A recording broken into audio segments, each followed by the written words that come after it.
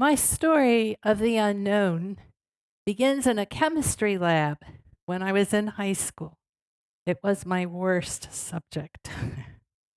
um, and I thought when I was in the chemistry lab, what would I do if I didn't have to be here? Right away, I thought I would travel. Where would I travel? Well, first I would go to England because I speak English. Then I would go to France because I was studying French and it's a beautiful language and I love it. I went to college and I majored in French. And after college, I thought, I really want to go to the Peace Corps. Kennedy had started something marvelous for international peace, and I wanted to be part of it. I went into the Peace Corps so bad I wanted to go that it hurt. And I went into the Peace Corps and I went to Rwanda. Rwanda is a beautiful country. I know it has a bad history with the genocide, but there's a lot of good there. We have the land of eternal spring. They plant crops 3 times a year. You take 2 twigs and you put them in the ground like this, and you have a bush after a week. I lived up in the volcanoes 2 miles from the gorilla preserve. And one day my friends and I bought tickets and we went up into the volcano and we found the gorillas. The silverback is huge. You have no idea how big he is. He's massive. His shoulders are immense. And when he beats on his chest, the thunder rages through the clouds up in the sky. The guide said, "Bow, bow, he's the king." So we bowed. And then he relaxed. And we could sit up and watch the teenagers play in the trees and the mothers take care of the babies. After Rwanda, I went to Mali to teach English. And people were saying to me, "What are you going to do after Peace Corps?" And I said, "I don't know. Maybe teach." I went home to visit my family in Philadelphia. And then I went down to Washington, D.C. to get a government job, a nice government job, very secure. I got offered a job with the Department of Education, and I turned it down. I signed a contract to go teach English in Korea. After Korea, I went to Japan. There were a lot of jobs teaching English in Japan. I joined a teachers association. I went to meetings. I went to conferences of more than 2,000 people. And I even organized one of the conferences. After that, I went to the Middle East. I went to Abu Dhabi. And I joined TESOL Arabia, and I was elected president of TESOL Arabia. And then I went to China, one more country, and I spoke to audiences of 4,000 people. I never thought I would or could do that, but I did. I did. I've lived in more than 10 countries, and I've traveled to more than 50 countries. And today, I'm with you teaching English in Nazarbayev University in Astana, Kazakhstan, in Central Asia. I wonder, that young girl in the chemistry lab, did she ever think this was possible? Well, also, if she hadn't answered her dreams, if she hadn't listened to the inner voice inside of her, I would not be with you today in the Red Hall of Nazarbayev University.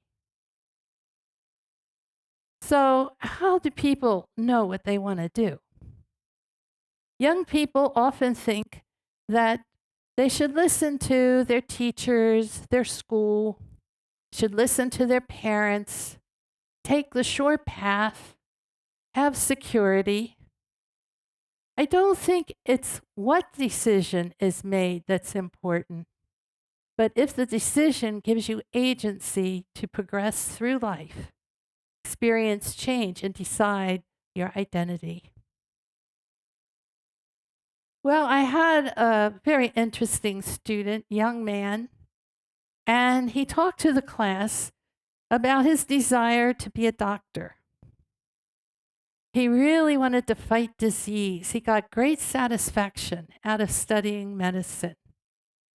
But his family said, "You're too sensitive to be a doctor." If you had to tell a young patient that they were very ill, it would be very hard on you.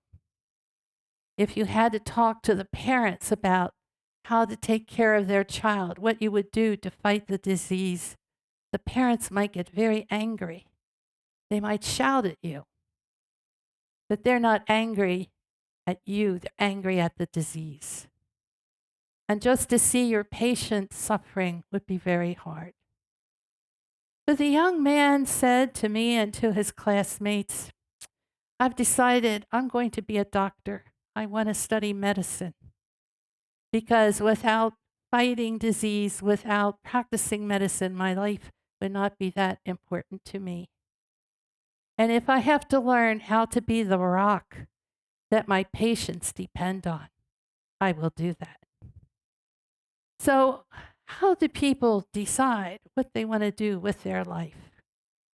Well, I think back to the beginning of this talk, the beginning of my experience with the unknown. When I was that young girl in that chemistry lab and I was watching all those trucks go by the chemistry lab outside because I couldn't pay attention to doing the chemical formulas. And I remembered how it cleaned my mind out of any extra thoughts. My mind was open to an emerging idea. And I remember my Japanese friends talking to me, explaining to me why they go to the gardens in Kyoto and stare at the white gravel. They say it cleans their minds of extraneous thought. It opens them up to finding a solution to a problem that they have. And they relax sitting by the garden for as long as it takes to get a fresh idea. And I think that's what happened to me when I was looking out at the highway and the trucks going back and forth. So, how about it? Would you like to try to meditate now for just 1 minute? Okay? All right. So, we're going to begin. I'd like you just to relax.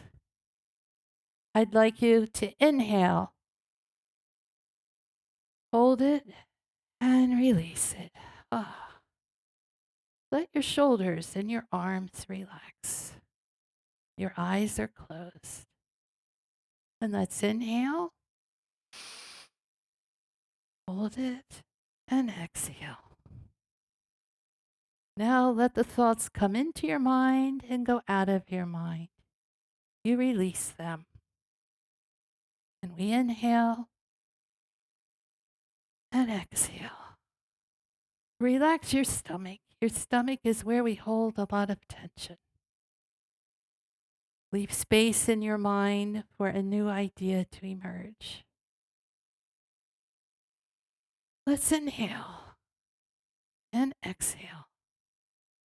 And let your legs relax. Let your feet relax. And open your mind up to an emerging idea. Wonderful. You just meditated for 1 minute. If you had an idea, save it and think about it later. Explore it later. It's never too late to start. I'd like to share a story about my mother with you. So I was in Japan, and my mother called me up once and she said, "How much would it cost to tour Japan?" And I said, "Well, Mom, I don't know. Let's see. First, we should go to Kyoto. Kyoto has all the beautiful temples. It's wonderful. And the gardens. Then I think we should go to Nara. It's not that far away. It's the old capital. They have beautiful temples there with these wonderful round windows. These are some of the qualities of Chinese architecture that you can find there. And then we can take the speedy Shinkansen up to Tokyo." And And I stopped. What was that? My mother was crying. I said, Mom, what's wrong? And she hung up. My mother was part of the stoic, silent generation that grew up during during the recession and World War II, and they didn't talk about feelings, certainly not to their children. Well, my sister called me a week later and she said, guess what? Mom has signed up to go on a tour of England with the museum, the art museum. And I said, oh, right. I gave her a brochure about that. Did she tell you all that? She said, no, she didn't mention you.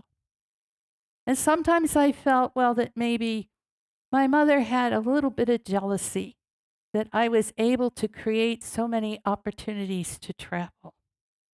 But that was okay. The important thing was my mother was going to do something that would make her happy. And she never stopped traveling. She went to Russia. She went to China. Next thing we knew, she was going to France and Germany.